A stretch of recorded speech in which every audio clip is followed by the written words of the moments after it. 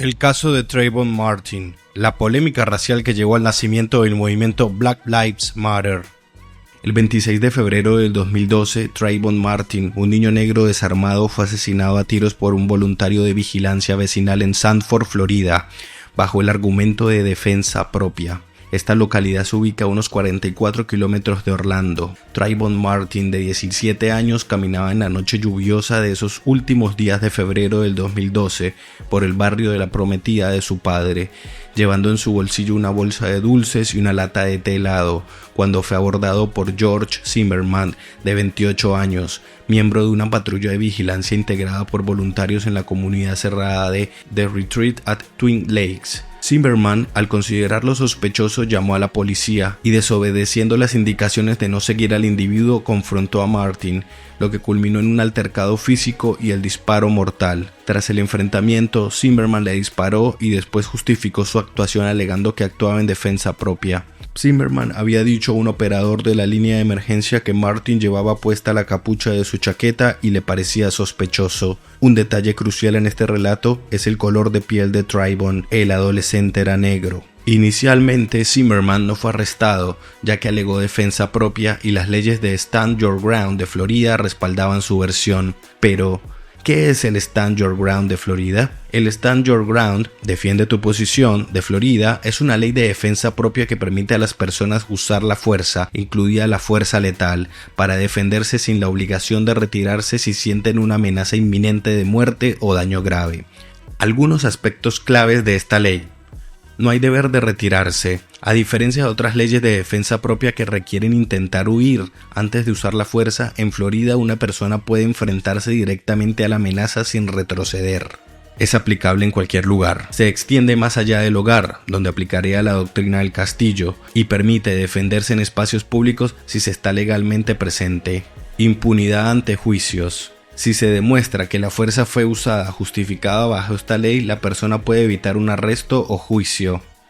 Luego de no ser arrestado y alegar que disparó en defensa propia, estas decisiones provocaron indignación y protestas a nivel nacional exigiendo justicia para Martin. El alboroto llevó a la renuncia temporal del jefe de policía de Sanford, Bill Lee, quien fue acusado por los manifestantes de haber manejado mal el caso y criticado por no arrestar a Zimmerman. 6 semanas después del incidente y tras una intensa presión pública, Zimmerman fue acusado de asesinato en segundo grado. El juicio comenzó el 10 de junio del 2013 en Sanford. El 13 de julio del 2013, después de 16 horas de deliberación, el jurado declaró a Zimmerman no culpable de los cargos de asesinato en segundo grado y homicidio involuntario. La absolución de Zimmerman intensificó los debates sobre el racismo sistémico y la justicia en Estados Unidos. George Zimmerman, not guilty. Un jurado popular de Florida ha decretado que George Zimmerman es inocente de asesinato en segundo grado del adolescente negro Trayvon Martin. Una sentencia tras 16 horas de deliberación que acarreará polémica como lo ha hecho desde el principio este caso. Zimmerman ha sostenido en el proceso que Martin le atacó en la noche del 26 de febrero de 2012 y él le disparó en defensa propia en la ciudad de Sanford. El caso fue un catalizador para el movimiento Black Lives Matter, que busca visibilizar y combatir la violencia y discriminación hacia la comunidad afroamericana. Además, se generaron discusiones sobre la aplicación y moralidad de las leyes de defensa propia en el país. I encourage the citizens of Florida and the citizens from around the world to continue to fight for justice for Trayvon Martin. Justice must be served. No more racial profiling. El racismo sistémico es la discriminación racial que está incrustada en las estructuras del Estado y las normas de una sociedad, afectando a ciertos grupos de manera persistente. No se trata solo de actos individuales de racismo, sino de instituciones como el sistema judicial, la educación, el mercado laboral y la vivienda perpetúan desigualdades históricas. Hilando más fino, su propia existencia responde al objetivo de perpetuar dicha desigualdad. Tras el juicio, Zimmerman enfrentó múltiples incidentes legales y controversias. El 11 de mayo del 2015, Zimmerman fue víctima de un intento de asesinato cuando Matthew Apperson le disparó en un altercado de tráfico. Los abogados de Apperson basaron su defensa en el que el acusado actuó en defensa propia cuando disparó una bala contra el vehículo que conducía Zimmerman, luego de que éste amenazara con dispararle y le mostrara un arma. Apperson fue condenado a 20 años de prisión. Pero ¿quién es George Zimmerman? En un extenso perfil publicado por el diario Washington Post, el 22 de marzo del 2022, se esbozan algunos detalles de la vida de Zimmerman, cuyo padre era Robert Zimmerman, un militar retirado. Su madre, Gladys, tiene raíces latinas provenientes de Perú.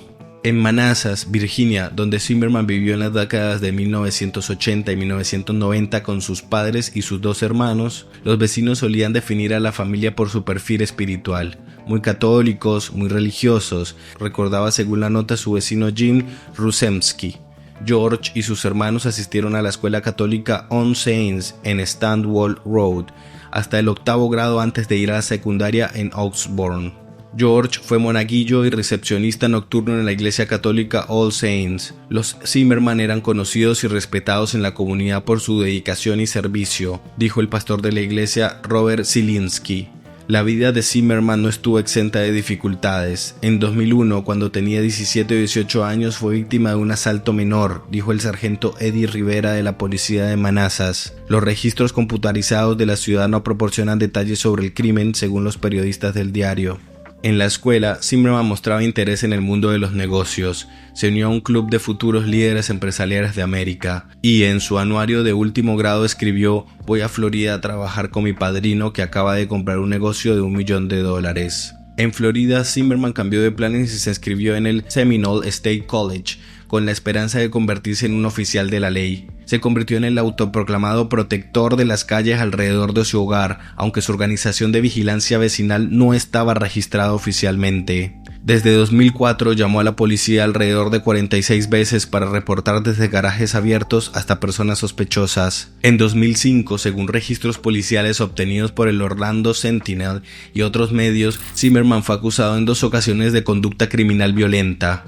Tenía un permiso para portar un arma oculta la noche en que Martin murió, llevaba una pistola semiautomática negra Kel-Tec y una funda. La familia de Zimmerman enfatizó mucho la diversidad de los orígenes de su familia, tratando de mermar la condena pública que se le atribuía al considerarlo un racista. Esto nos lleva a pensar un poco en cómo el racismo es una cuestión transversal a diferentes individuos y se puede dar en muchos contextos que por ningún motivo pueden ser justificados.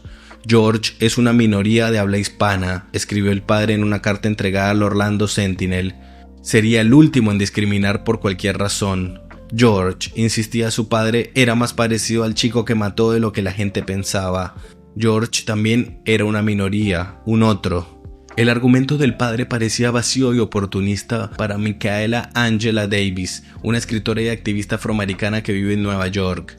En su opinión, las raíces hispanas de George Zimmerman no lo eximen de responsabilidad. En 2019, Zimmerman demandó a la familia de Trayvon Martin y a su abogado por $100 millones, alegando difamación y conspiración, pero el caso fue desestimado en febrero de 2022. La indignación tras la demanda establecida por George Zimmerman contra familiares de su víctima y fiscales de la Florida. El ex vigilante fue absuelto en un polémico juicio por el asesinato del adolescente afroamericano Trayvon Martin. 6 años después, reclama una indemnización de $100 millones. En aquel año en el que Trayvon fue asesinado, el presidente de los Estados Unidos era Barack Obama. En una conferencia de prensa fuera de la Casa Blanca, Obama aseguró que la tragedia debería mover la conciencia nacional. Si yo tuviera un hijo, se parecería a Trayvon. Solo puedo imaginar por lo que sus padres están pasando y cuando pienso en este chico pienso en mis propios hijos, dijo Obama a los periodistas en el 2012, unos días luego del injusto hecho. Un año luego de esas palabras, en el 2013, volvió a tocar el tema y ya no se refirió a su hijo, sino a sí mismo, tratando de evidenciar el estigma racial que experimentan muchos afroamericanos en Estados Unidos, citando muchos ejemplos. When you think about why, in the African American community at least, there's a lot of pain around what happened here, I think it's important to recognize that the African American community is looking at this issue through a set of experiences and a history that doesn't go away. There are very few African American men in this country who haven't had the experience of being followed when they were shopping in a department store. That includes me. Walking across the street and hearing the locks click on the doors of cars. That happens to me, at least before I was a senator. En aquel entonces la noticia tuvo un alcance mundial muy evidente y llamó la atención la forma en la que Obama abordó el caso. En palabras del editor de aquellos años de la BBC de América del Norte, Mark Mardell, esas observaciones fueron inusuales y deliberadas y algunos las hallan controvertidas, ya que todos sabemos que un presidente de Estados Unidos pocas veces parece mostrarse transparente ante hechos raciales tan profusos en dicho territorio y muchas veces perpetrados por parte del ejército norteamericano en distintos países del globo en detrimento de los derechos de diferentes pueblos, nacionalidades y etnias. Obama expresó lo que muchos estadounidenses negros sienten: el color por sí solo hace que algunos blancos los vean como delincuentes, agregó Mardell. Si te gusta este contenido puedes darle like, suscribirte y comentar. Riot es un medio alternativo que se dedica al periodismo documental en el ámbito político y social. A través de la difusión de historias e hitos políticos, forjamos memoria para poder hacer de este mundo un lugar más justo y con menos fascistas alrededor. Es negro, es sospechoso.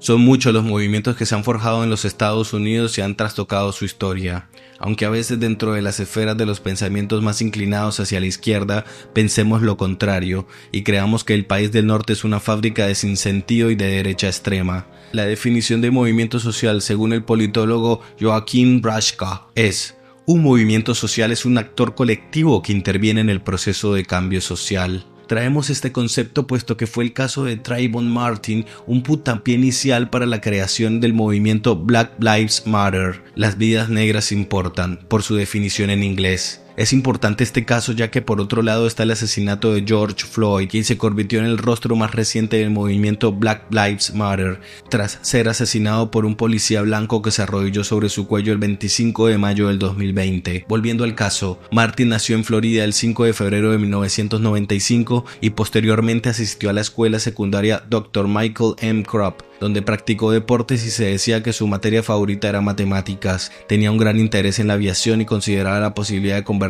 en piloto. Este caso fue finalmente desestimado en febrero del 2022. Recordarlo es reconocer la impunidad que nos circunda, y sabemos que la injusticia gana en muchos casos, pero donde sí tendrá el lugar que merece es en nuestra memoria y en nuestras ideas.